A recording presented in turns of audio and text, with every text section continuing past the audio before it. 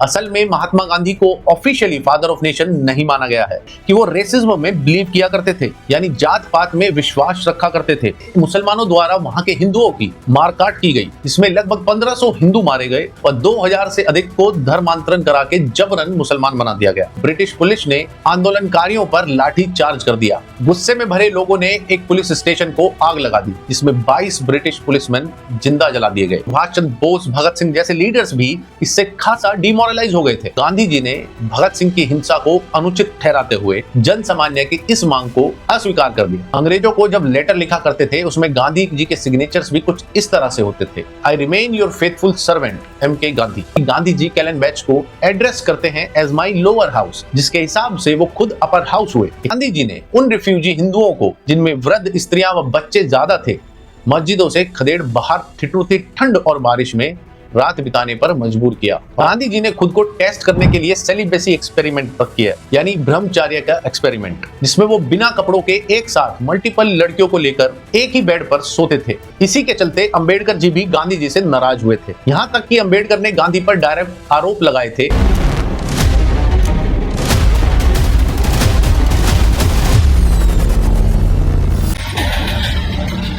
नमस्कार दोस्तों, आज का वीडियो उन पर है जिनके बारे में हमें हमेशा यही बताया गया कि वो भारत के फादर ऑफ द नेशन यानी राष्ट्रपिता हैं। जी हाँ, महात्मा गांधी जी पर। लेकिन ये बात बिल्कुल भी सही नहीं है।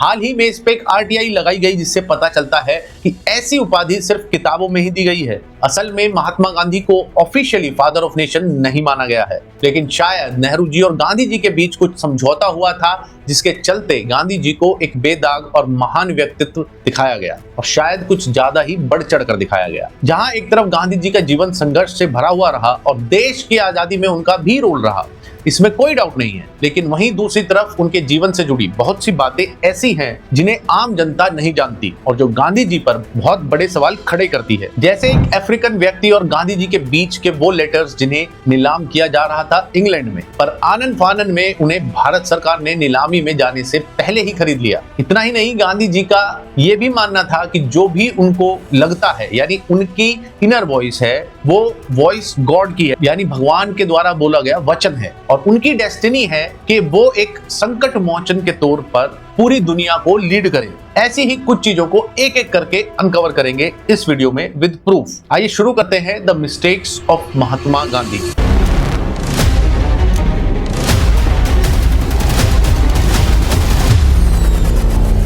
शुरू करें साउथ अफ्रीका से, तो कुछ लेखों से पता चलता है कि वो रेसिज्म में बिलीव किया करते थे, यानी जात पात में विश्वास रखा करते थे। अपने शुरुआती दिनों में जब वो साउथ अफ्रीका में थे, तब वहां वो ऊंच नीच में फर्क किया करते थे। यहाँ तक कि अफ्रीकन लोगों को सैवेजेस और काफिर जैसे शब्दों का इस्तेमाल किया, जिन्हें उस काल में डीपली रेसिस्ट माना जाता था, यानी एक गंभीर गाली समझा जाता था। और ये वर्ड्स उन्होंने सिर्फ ब्लैक अफ्रीकन्स के लिए ही इस्तेमाल किए थे। 1919 में जब अंग्रेजों ने ऑटोमन एम्पायर के खिलाफ जंग करी, तब भी गांधी जी ने उल्टा खलीफा का सपोर्ट किया, जिससे जन्म हुआ खिलाफत मूवमेंट का। इसको गांधी जी ने बोला कि ये हिंदू मुस्लिम एकता के लिए सही कदम है। लेकिन मुस्लिम लीडर्स जैसे जिन्ना तक ने कांग्रेस से इस्तीफा दे दिया गांधी जी के इस फैसले के चलते, और उल्टा भारत में हिंदू और मुस्लिम्स में एकता के बजाय गहरी खाई बन गई, जिसे आज तक भी खत्म नहीं किया जा सका है। वहीं केरल के मोपला में मुसलमानों द्वारा वहां के हिंदुओं की मारकाट की गई, जिसमें लगभग 1500 हिंदू मारे गए और 2000 से अधिक को धर्मांतरण करा के जबरन मुसलमान बना दिया गया। गांधी जी ने इस हिंसा का भी कभी विरोध तक नहीं किया। 1920 में गांधी जी ने नॉन कॉपरेशन मूवमेंट शुरू किया था, जिसमें देश के सभी रेवोल्यूशनरीज ने बढ़ चढ़कर भाग लिया, जिसमें गांधी जी ने बोला अंग्रेजों का साथ छोड़ो, उनके स्कूल्स, उनकी कोर्ट्स, उनका टैक्स, सब कुछ छोड़ो। लेकिन 1922 आते आते यूपी के चौरा चौरी गांव में एक प्रोटेस्ट के दौरान ब्रिटिश पुलिस ने आंदोलनकारियों पर लाठी चार्ज कर दिया। गुस्से में भरे लोगों ने एक पुलिस स्टेशन को आग लगा दी, जिसमें 22 ब्रिटिश पुलिसमैन जिंदा जला दिए गए और इसके चलते गांधी जी ने एकदम से नॉन कॉपरेशन मूवमेंट को बंद कर दिया। जहां करोड़ों लोग पूरे देश से सड़क पर थे, उन्होंने बोला कि एक छोटे से गांव की घटना से पूरा आंदोलन क्यों बंद किया जा रहा है, लेकिन उन्हें कोई जवाब नहीं मिला। शायद गांधी जी अपनी अहिंसा की नीति को लेकर अड़े रहे और भारत का आजादी का सपना और डिले हो गया।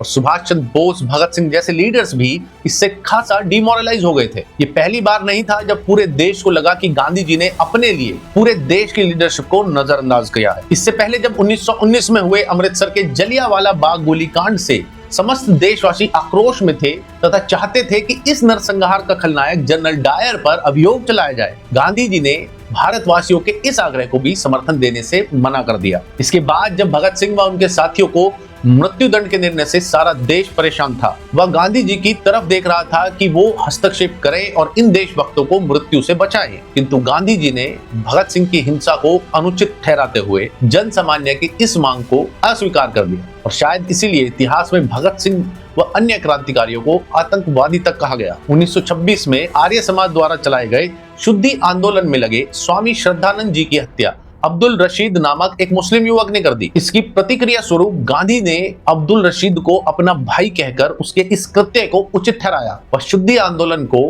राष्ट्र विरोधी तथा हिंदू मुस्लिम एकता के लिए अहितकारी घोषित किया। 1931 में भारत का झंडा बनाने के लिए एक कमेटी बनाई गई जिसमें एक भगवा रंग पर चरखा लगाने को पूरी कमेटी ने सहमति दी, लेकिन गांधी जी ने उसमें हरा रंग जुड़वाकर और बीच में सफेद रंग पर चरखा लगाने को ही मान्यता दी। ये कदम उनका शायद मुस्लिम्स का समर्थन प्राप्त करने का था, क्योंकि ज्यादातर मुस्लिम उस समय सिर्फ जिन्ना या बाकी मुस्लिम लीग्स के नेताओं को ही फॉलो करते थे। 1931 को महात्मा गांधी और तब के ब्रिटिश वायसरॉय लॉर्ड इरविन के बीच साइन हुआ गांधी इरविन पैक्ट, जिसका मकसद था ब्रिटिश गवर्नमेंट और कांग्रेस के बीच समझौता, ताकि भारत में चल रहे सभी आंदोलन बंद हो सके और शांति से राउंड टेबल कॉन्फ्रेंस में बात की जा सके। इसमें गांधी जी ने डिसाइड किया कि नमक सत्याग्रह जैसे आंदोलन बंद कर दिए जाएंगे, कांग्रेस पार्टी से बैन हटाकर उन्हें इलेक्शन लड़ने की अनुमति दी जाएगी और पॉलिटिकल प्रिजनर्स को रिहा किया जाएगा। लेकिन गांधी जी अपनी अहिंसा की नीति से नहीं हटना चाहते थे, इसीलिए सिर्फ जो नॉन वायलेंट यानी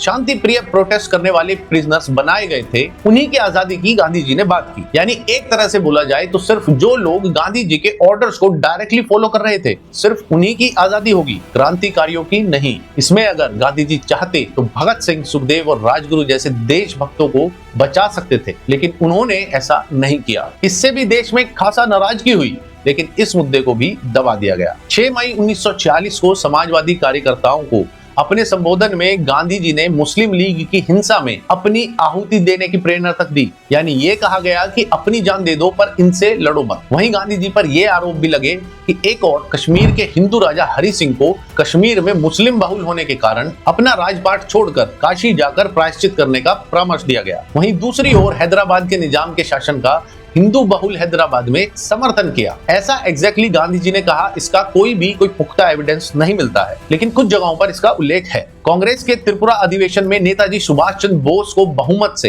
कांग्रेस अध्यक्ष चुन लिया गया था, लेकिन गांधी जी पट्टभी सीतारमैया को समर्थन कर रहे थे। अतः सुभाष बाबू जैसे देशभक्त ने भी निरंतर विरोध व असहयोग के कारण पद त्याग कर दिया और गांधी जी का साथ छोड़ना ही बेहतर समझा। लाहौर कांग्रेस में वल्लभ भाई पटेल का बहुमत से चुनाव संपन्न हुआ, किंतु गांधी जी की जिद के कारण यह पद जवाहरलाल नेहरू को दे दिया गया। 14-15 जून 1947 को दिल्ली में आयोजित अखिल भारतीय कांग्रेस समिति की बैठक में भारत विभाजन का प्रस्ताव अस्वीकृत होने वाला था, किंतु गांधी जी ने वहां पहुंचकर प्रस्ताव का समर्थन करवाया। यह भी तब जबकि उन्होंने स्वयं ही कहा था कि देश का विभाजन उनकी लाश पर से होगा। मोहम्मद अली जिन्ना ने गांधी जी से विभाजन के समय हिंदू मुस्लिम जनसंख्या की संपूर्ण अदला बदली का आग्रह किया था, जिसे गांधी जी ने अस्वीकार कर दिया।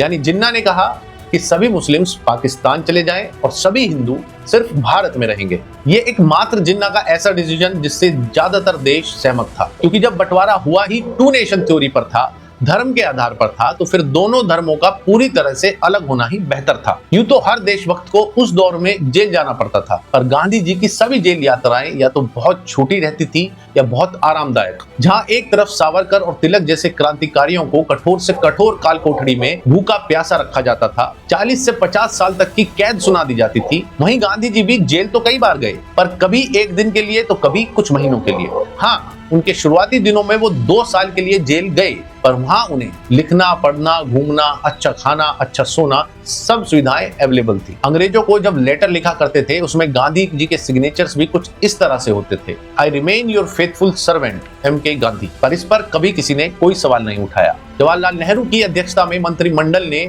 सोमनाथ मंदिर का सरकारी खर्चे पर पुनर्निर्माण का प्रस्ताव पारित किया था। लेकिन गांधी जी, जो कि मंत्रिमंडल के सदस्य भी नहीं थे, उन्होंने सोमनाथ मंदिर पर सरकारी खर्चे के प्रस्ताव को कैंसिल करवा दिया और 13 जनवरी 1948 को आमरण अनशन के माध्यम से सरकार पर दिल्ली की सभी मस्जिदों का सरकारी खर्चे से पुनर्निर्माण कराने के लिए दबाव भी डाला। पाकिस्तान से आए विस्थापित हिंदुओं ने दिल्ली की खाली मस्जिदों में जब अस्थायी शरण ली तो गांधी जी ने उन रिफ्यूजी हिंदुओं को, जिनमें वृद्ध, स्त्रियां व बच्चे ज्यादा थे, मस्जिदों से खदेड़ बाहर ठिठुरती ठंड और बारिश में रात बिताने पर मजबूर किया। और ना सिर्फ मजबूर किया, खुद वो मस्जिद के सामने बारिश में अनशन पर बैठे और पुलिस को बुलवाया। हालांकि इस बात का भी जस्टिस कपूर कमीशन से लिया गया माना जाता है, जो कि एक पुख्ता एविडेंस नहीं समझा जाता। 22 अक्टूबर 1947 को पाकिस्तान ने कश्मीर पर आक्रमण कर दिया। उससे पूर्व माउंटबेटन ने भारत सरकार से पाकिस्तान सरकार को 55 करोड़ रुपए की राशि देने का सुझाव दिया था और उस समय के केंद्रीय मंत्रिमंडल ने आक्रमण के चलते यह राशि देने को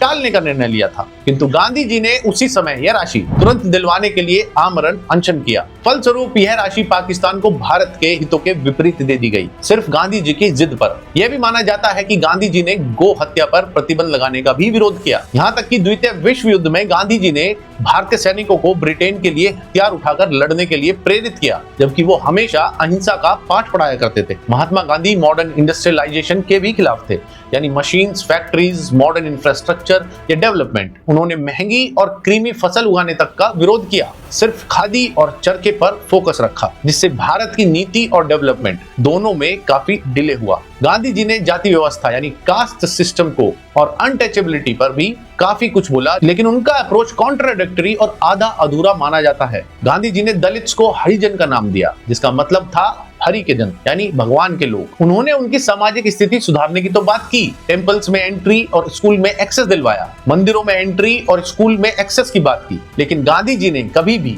वर्ण व्यवस्था को ओपनली अपोज नहीं किया। वो कहते थे caste system if rightly understood is a natural order of society, यानी वो भारत की वर्ण व्यवस्था को सही मानते थे। इसी के चलते अंबेडकर जी भी गांधी जी से नाराज हुए थे। यहाँ तक कि अंबेडकर ने गांधी पर डायरेक्ट आरोप लगाए थे कि गांधी ने जाति व्यवस्था के खिलाफ कभी पूरा विरोध नहीं किया, उन्होंने उसे सिर्फ सुधारना चाहा, पूरी तरह से मिटाना नहीं। जब जर्मनी में नाजीज ज्यूज को मार रहे थे, तब गांधी जी ने ज्यूज को बोला कि ज्यूज खुद आगे बढ़कर अपनी बलि देना शुरू कर दें तो शायद हिंसा रुक जाएगी। लेकिन सच तो यह है कि अगर ज्यूज ने गांधी जी की बात मानी होती तो शायद आज एक भी ज्यू जिंदा नहीं होता, इजराइल जैसा देश एग्जिस्ट ही नहीं कर रहा होता। गांधी जी ने खुद को टेस्ट करने के लिए सेलिबेसी एक्सपेरिमेंट तक किया, यानी ब्रह्मचर्य का एक्सपेरिमेंट, जिसमें वो बिना कपड़ों के एक साथ मल्टीपल लड़कियों को लेकर एक ही बेड पर सोते थे, जिसमें उनकी 17 साल की ग्रैंड नीज यानी नातिन भी शामिल थी। हालांकि इसमें कोई फिजिकल रिलेशन इन्वॉल्व नहीं होता था, ऐसा कहा जाता है।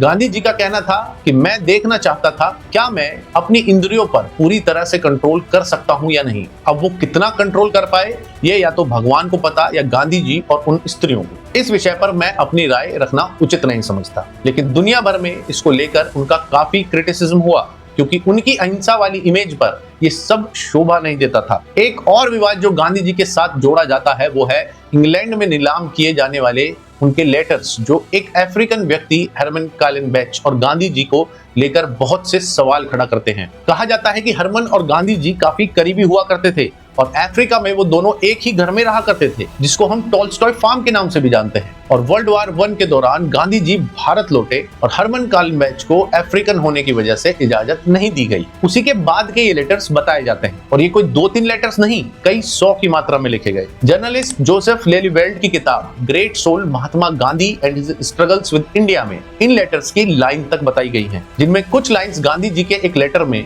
कुछ इस तरह से है। You have completely taken possession of my body. This is slavery with a vengeance. इसी किताब में यह भी बताया गया कि गांधी जी कैलेनबैच को एड्रेस करते हैं एज माई लोअर हाउस, जिसके हिसाब से वो खुद अपर हाउस हुए, एक सिंबॉलिक स्पिरिचुअल पार्टनरशिप में। दरअसल 2012 में इन लेटर्स को नीलाम किया जा रहा था, जिसे आनन फानन में इंडियन गवर्नमेंट ने खरीद लिया, और वो भी ऑक्शन होने से पहले, जिससे गांधी जी की इमेज और लेगेसी को बचाया जा सके। ये लेटर्स आज भी नेशनल आर्काइव्स ऑफ इंडिया में मौजूद है। तो ये कुछ 20-25 छोटी छोटी मिस्टेक्स थी जो शायद महात्मा गांधी से भी अपने लंबे कार्यकाल में हुई। बाकी आपको क्या लगता है कि कौन सी मिस्टेक इनमें से सबसे गंभीर थी या अगर आपको भी लगता है कि इन गलतियों से कोई खासा असर नहीं पड़ा होगा तो वो भी कमेंट्स में जरूर बताएं। अगर आपको लगता है कि ये वीडियो इंफॉर्मेटिव रही तो इसको शेयर जरूर करें, क्योंकि इतिहास सभी को पता होना चाहिए। मिलते हैं नेक्स्ट वीडियो में। जय हिंद।